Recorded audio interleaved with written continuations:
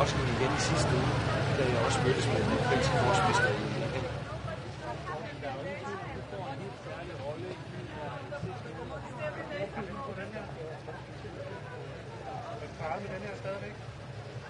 Nej, nu er jeg lige parret med den der.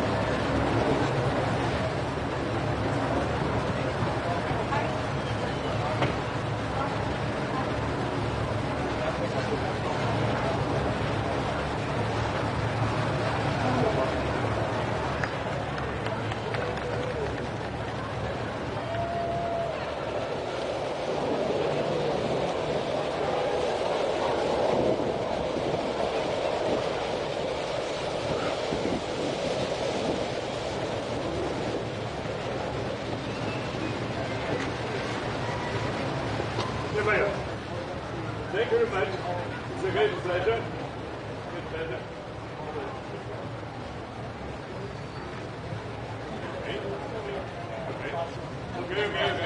Okay. Hello, congratulations.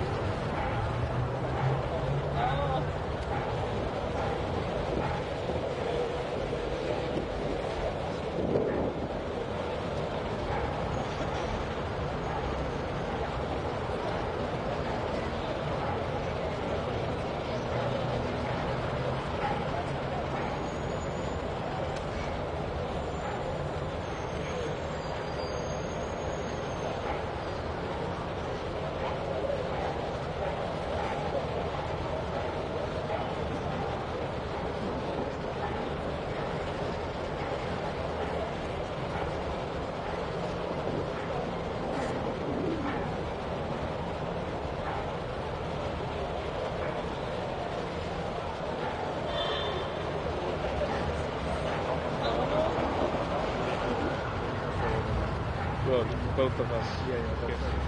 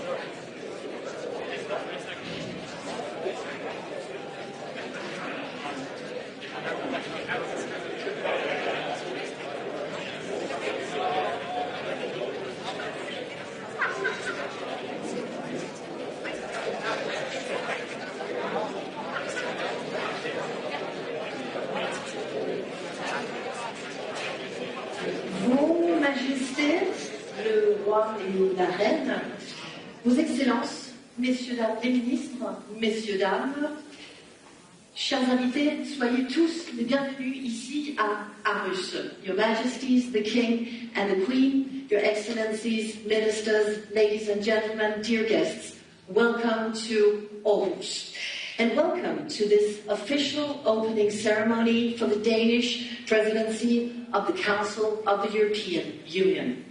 My name is Stephanie Suruk. I am a news correspondent from Denmark. I'm half French, half Danish, so fully European and fully grateful to guide you through this evening. Tonight, we mark a significant moment. Denmark assumes the presidency of the Council of the European Union for the 8th time of our history. It's an honor, and it's an honor that comes at a particularly critical time.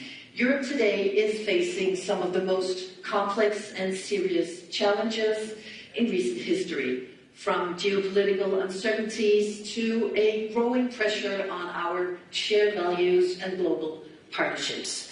And it's in times like these that unity, cooperation, and open dialogue are more essential than ever. And it's in that spirit that we gather here tonight. And what better place to begin this new chapter than right here in the city of smiles. Yes, that is what we Danes call the city of Aarhus, the city of smiles, and for a good reason. Tonight we are having the honor of being inside of this beautiful Aarhus City Hall, designed by the world-renowned Danish architect Arne Jacobsen. It's a true architectural gem, right here in the heart of a city that is known for, yes, its smiles, but also its energy, its optimism, and its European spirit. In fact, just outside this building, a European street festival is taking place. So if you happen to hear some loud cheers during this evening, don't worry, it's a party and it's ours. And now, ladies and gentlemen, it's my great honor to invite the Prime Minister of Denmark to the stage. Please welcome Ms. Mette Frederiksen.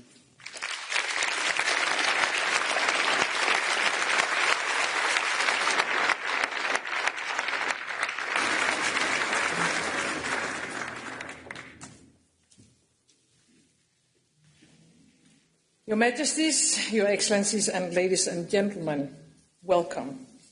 I am honored to see all of you here in wonderful Aarhus. If you look around, you see the work of, as just been said, one of our most famous architects, Arne Jacobsen. This beautiful city hall was built during the Second World War, in the darkest hour of modern European history. Back then, there was a lack of materials.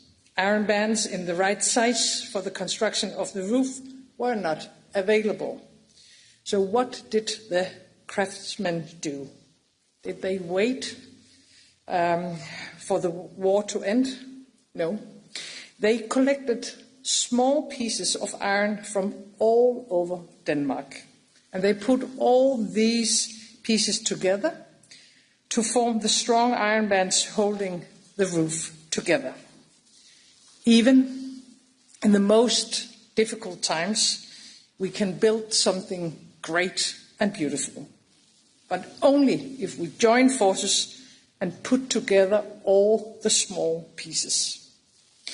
Right now, Europe is facing the greatest challenges since the 1940s. Russia's brutal war against Ukraine, democratic elections targeted by foreign powers, pressure on Europe's external borders for migration, global economic uncertainty. Today, it is clear peace and stability on our continent cannot be taken for granted. The world order that we build together is trembling, and our security and our way of living is under pressure. The past 6 months have shown that Greenland and Denmark can rely on European family and friends when the storm hits us. The unity of Europe is real, and Europe can be strong when need is. Ladies and gentlemen, you represent decision makers, companies, unions, youth associations, and the press. To address the challenges Europe faces, all at the same time, we need every one of you, not only to defend the interest of your stakeholders, but to take on responsibility and to join efforts to build a stronger Europe. Dear Ursula and dear Antonio, all construction projects need architects with visions. And we are lucky to have you in the forefront, drawing up the way forward. And during our presidency, Denmark is ready to support both of you. First of all, we need to pave the way for a much stronger European defence. Russia has converted into a war economy, and I see no signs that Putin's imperial dreams stop with Ukraine. If we as Europeans, if we are not willing to defend ourselves, then what is Europe? It was a grave mistake to cash in the peace dividend. A big mistake. For too long we spent too little, and we must never repeat that again. We have to rearm ourselves, we have to scale up our defence industry, we have to break down barriers and obstacles in our way, and as presidency we will push for common ground on how to get there. Europe must be able to defend ourselves no later than 2030. And here we need to look to our Ukrainian friends. Dear Volodymyr, right now, European security rests far too much on the shoulders of your brave countrymen and women. You are fighting for your own country, and you are fighting for the rest of Europe. We cannot and we will not lay you down. We must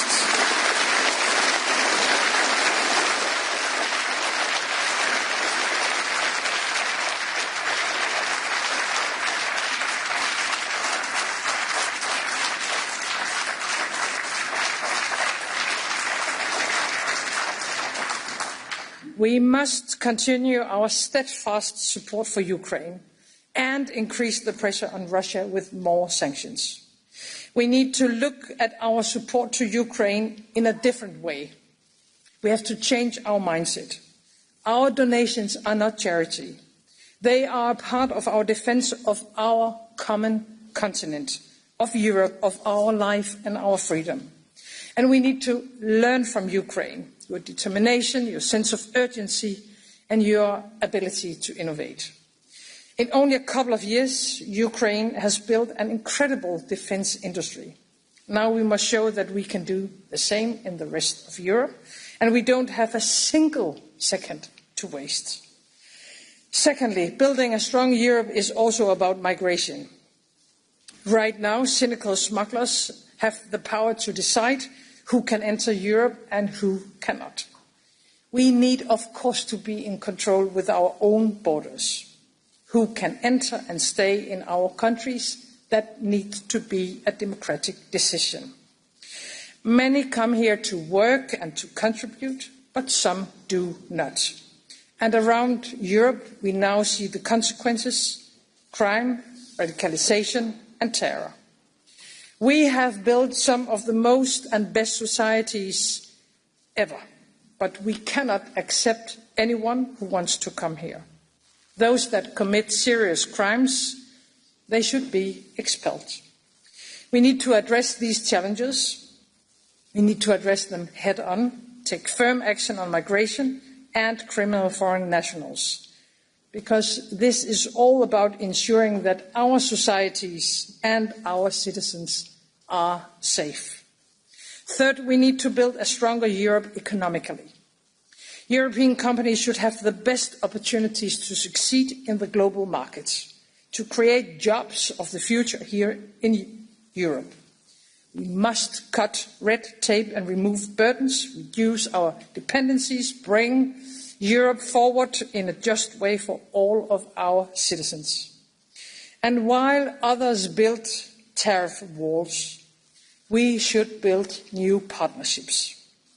Get Mercosur rolling, finalize an agreement with India, not just for the sake of trade, but also for the sake of building strong alliances in a very uncertain world, without ever compromising what makes Europe special. Our social model, our cities where people can live and work, our green leadership. And this is a message for all the commissioners. We need to see the green transition as key to our competitiveness, our independence, especially from Russia, our future. We need to combat climate change and adapt to the dramatic changes that we already see. Floods, storms, but it is not only a matter of fighting climate change. It's not only a matter of creating more and better lives in our cities, not only a matter of strengthening our society. It's all at once and with no time to lose. That is why it is key that we need to set a long-term EU climate target for 2040. It is hard to believe. It is hard to believe, but Russia remains the second largest exporter of gas to the European Union.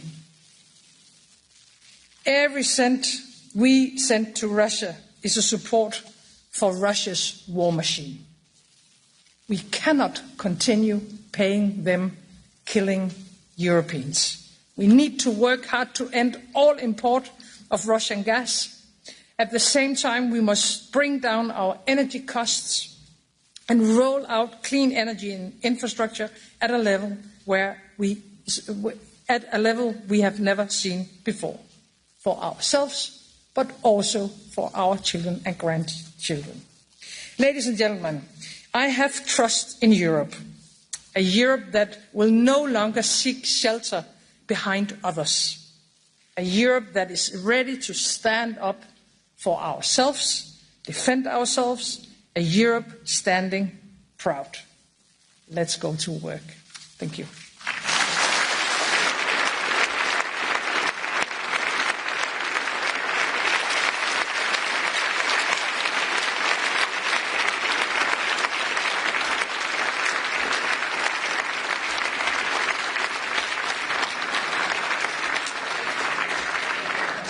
Thank you so much, Madam Prime Minister, for those inspiring words. And now it's my pleasure to invite the President of the European Council to deliver his remarks. Please welcome Mr. Antoniio Costa to the stage.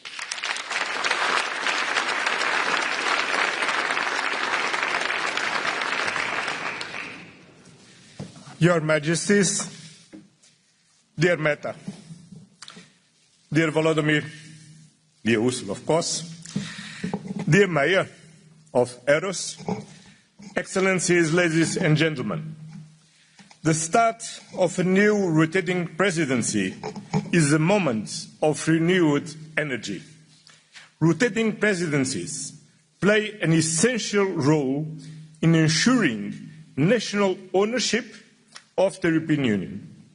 They serve an excellent reminder that our Union is composed of 27 distinct national sensitivities, cultures and interests.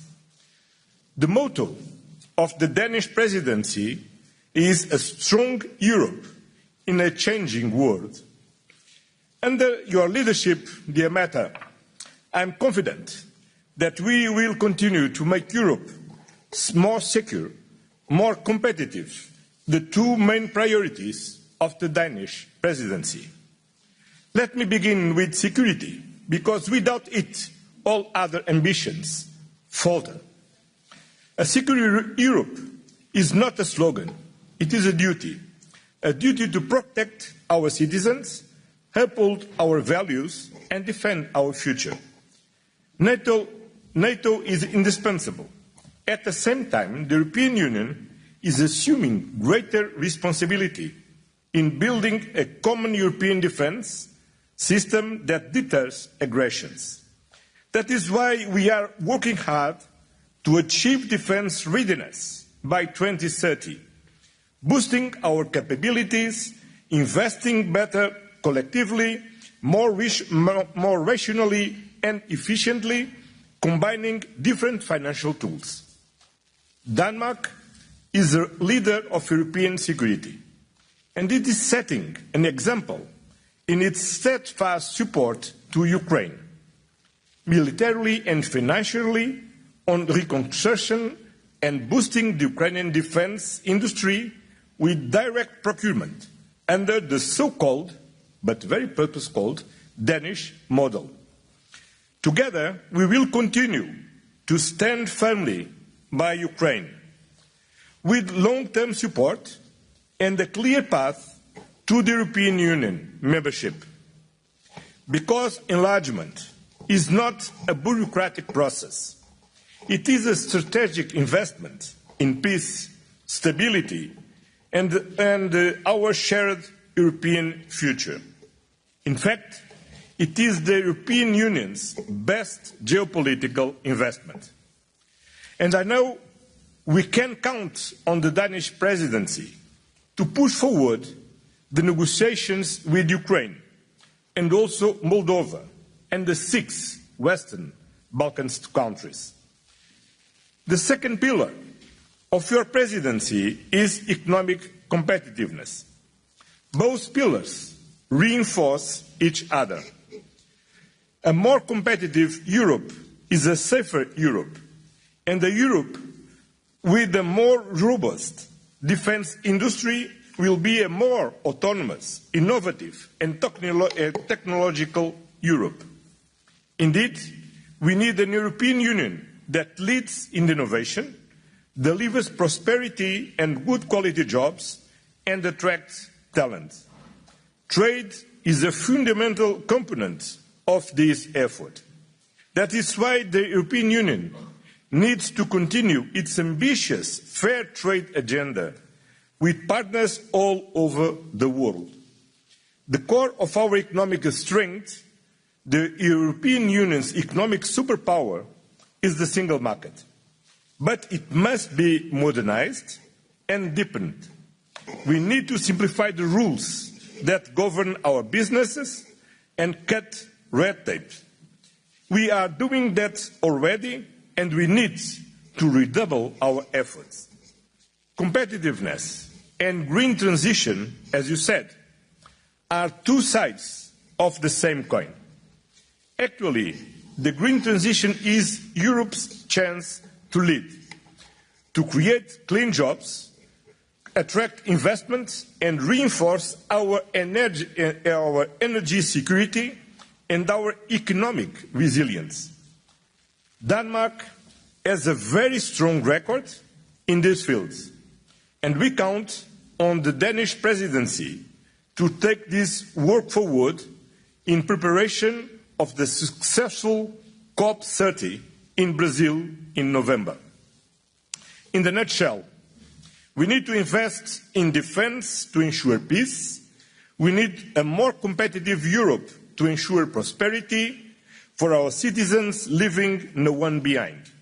And we need to fight climate change to preserve our existential security. All three of these priorities are interconnected. To deliver on all of them, we must prepare a long-term budget that matches our ambitions. A budget that equips us to act decisively, together, as Europe, in the more volatile world. Advancing the budget discussion will be a key task for the Danish presidency, ahead of a leaders' discussion in December. These tasks will require skillful and creative negotiations. And who better than Denmark, global leaders in creative design and architecture, to take them forward. Dear friends, excellencies, as the Danish philosopher Søren Kierkegaard once said, life can only be understood backwards, but it must be lived forwards. Today, as we look ahead, we must also learn from Europe's past, a past that tells us that solidarity and cooperation is our greatest strength, a past that tells us that our common future depends on our determination. And I know, dear Mette, that determination is your middle name. In Euros, where democracy, climate leadership and openness interest, it is fitting to reaffirm our shared commitment to a European Union that protects, to an European Union that prospers, to an European Union that leads. Together with you, Mette, with you, dear Ursula, I'm sure we will be a Team Europe that delivers for our citizens. Thank you and best wishes for a successful Danish presidency. Thank you.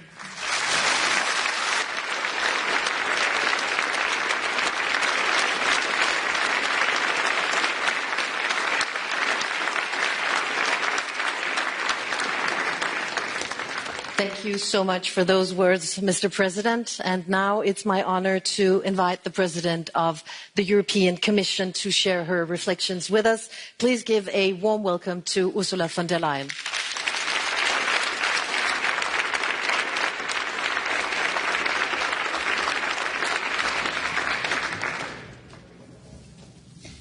Your Majesties, Prime Minister dear Mette, President Zelensky, dear Volodymyr, my dear friend Antonio, Mr. Mayor, esteemed hosts, ladies and gentlemen. Indeed, there is no more fitting setting to mark the start of Denmark's presidency than this remarkable building, designed by one of your great 20th century's visionaries, Arne Jacobsen. This building is not only a work of art, but also a triumph of function. It captures what makes Denmark so special: the ability to blend style and practicability, to unite tradition with modernity, to stand strong and independent. Aarhus embodies those same values. Gothic spires rise beside biotech labs. Green innovation flourishes next to cobbled streets. It is a city rooted in history, yet fully focused on the future. I cannot think of a better place to discuss the way forward for our union. Prime Minister dear Mette, I remember the speech you gave at the closing of the Danish Parliament last May. You said something powerful, yet simple. You said, Europe is here. And that is so true.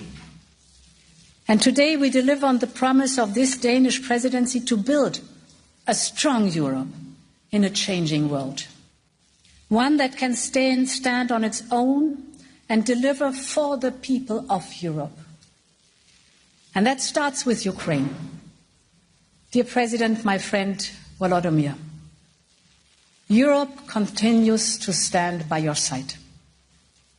We maintain our financial support across all fronts, militarily, economically, and politically. We continue to put pressure on Russia and will soon deliver the 18th rounds of sanctions. And we will continue to move forward with your accession process, because Ukraine's future is at the heart of the European Union.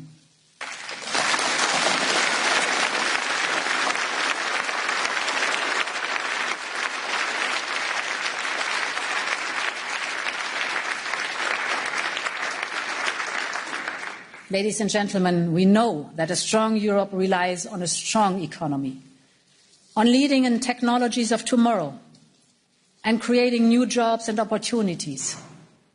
Here in Denmark and Aarhus, you are showing the way.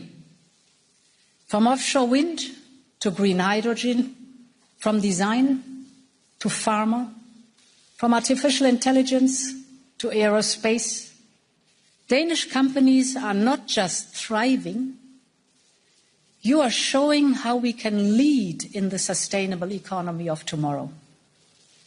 And crucially, you are building on the foundation of your social market economy, one that combines competitiveness with protection, that shows how governments, business and citizens can work together for the common good.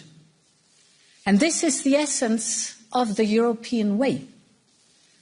A society that protects its people, but also enables them to take risks, to adapt and to succeed. This is the model we must strengthen, so that Europe does not only respond to change, but shapes it.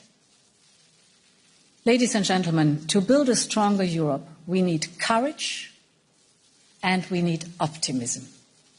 And nowhere is that optimism more alive than here in Aarhus. The Smiletsby, the city of smiles indeed. A city where over half the population is under 30. A city where heritage meets a high-tech future. So let us begin this presidency with the energy of Aarhus, with the clarity of Arne Jacobsen, and with the courage of the Danes that our times demand. I look forward to working very closely with you in the months ahead, my dear Mette. Thank you very much to all Danes, and long live Europe.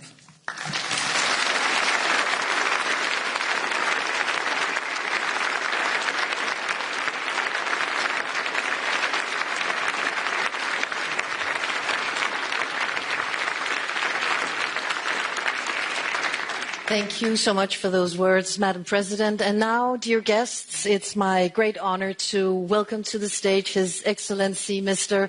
Volodymyr Zelensky, the President of Ukraine.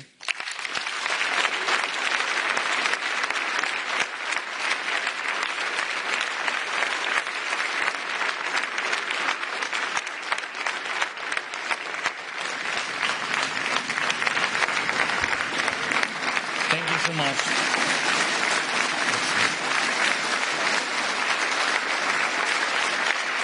Thank you. Thank you so much. Thank you very much. Your Majesties, thank you so much. And dear Mette, my friend, thank you so much for the invitation. Such a beautiful city, such a strong people. Thank you for your support. Thanks. And of course, dear Ursula, dear Antonio, all of our friends, colleagues. Once again, congratulations to Denmark, our close friend, personally Mette, along with your team, as Denmark begins its presidency of the EU Council. We can be confident this will be a time of strong and principled decisions. And that means a time of predictability. Predictability has become a rare thing these days. But Denmark is a country that leaves no room for doubt. It's a country and a people we can rely on. Denmark brings a sense of predictability. And you keep your promises, and together we achieve meaningful results. Thank you for that. And I also want to thank our friends leading the EU institutions, Антонио and Ursula. Even on such symbolic days, like the start of the presidency, we don't stop at symbolism. We make real decisions. It's important. We talked about how important it's to close the gaps in defense funding. We are working to get real results from our joint defense programs, and we are getting things ready so that EU can keep its promises. Ukraine is ready to open the accession clusters, ready to move forward with the negotiations, and ready for decisions that benefit both sides. Thank you for your support. Ladies and gentlemen, we in Ukraine created a special national award for children. I told this story today to Metro, and it's for boys and girls who have shown bravery during Russian attacks or helped in other dangerous situations, volunteered or shown civic leadership. The award is called The Future of Ukraine, and truly our future depends on whether we can raise children who care, who are not indifferent to others, who are willing to help. As this visit began, I had an honor of presenting this award to a boy who lives here in Denmark, and he's a Danish citizen. His name is Jens, and he's just 11 years old, like my son. But his kindness, he's 11, but his kindness and care have already made a difference and inspired many adults. Jens made Easter crafts in blue and yellow, Ukraine's national colors, sold them and bought backpacks to send that to Ukrainian children who really need help. And it was deeply moving. But if you think about it, this was also deeply political. Wanting to help, to support others, to not stay on the sidelines in a time of war. That's a powerful message in itself. And this is exactly the kind of message that lies at the heart of the European Union, at the heart of our unity. We are united and we work together, and our Europe needs the EU for mutual support, for shared protection, and for the very values shown by Jens, by you and by millions of Europeans every day: compassion, sincerity, and the will to help someone in need, even if that person is far from your home.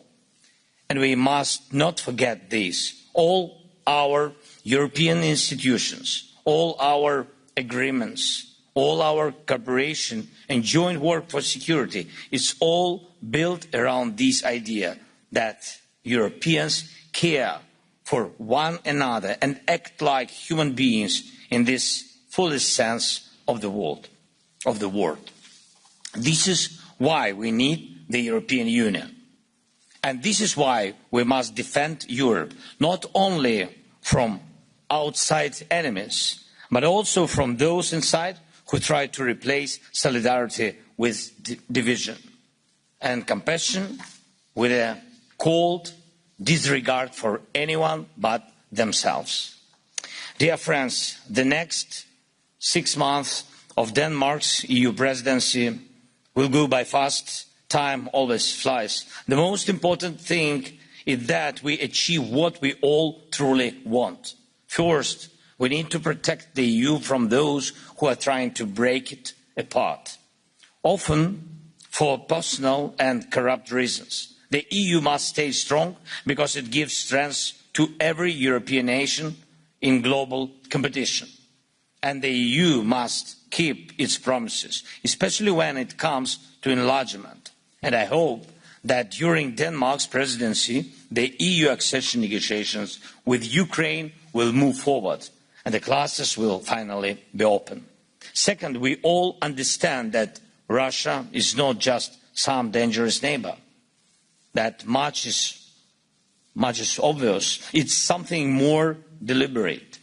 an anti-European project. Everyone in Europe can clearly see this. Russia invests in everything that goes against our European way of life. That's why we must not let them win, not in this war, and not in any part of our future. We need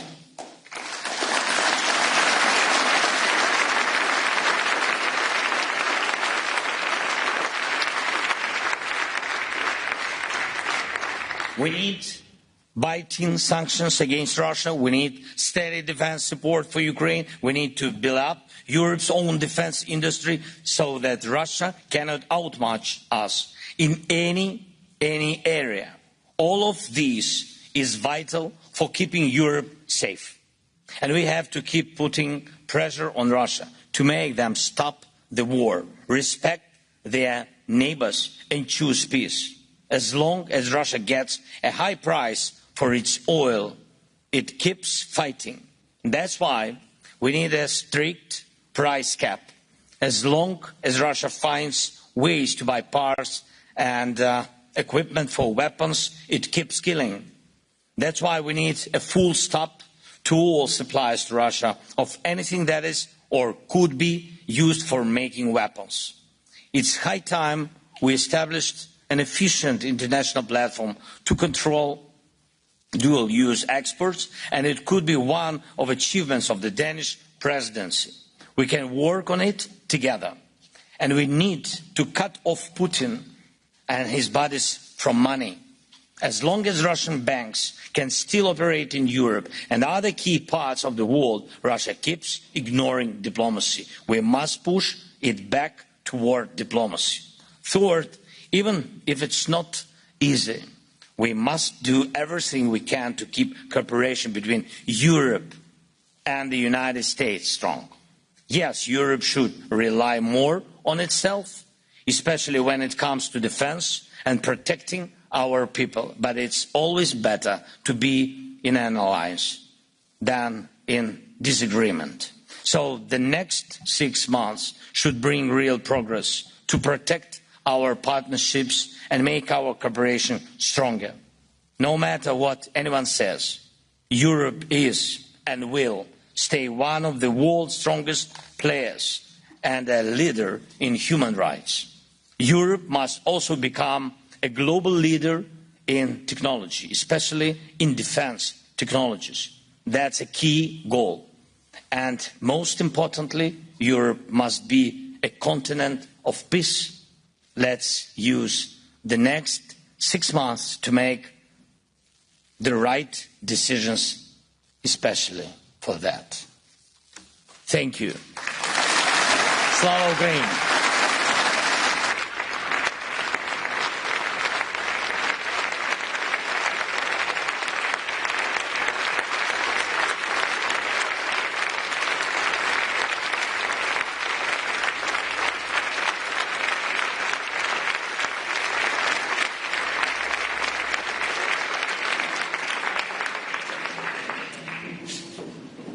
Thank you so much.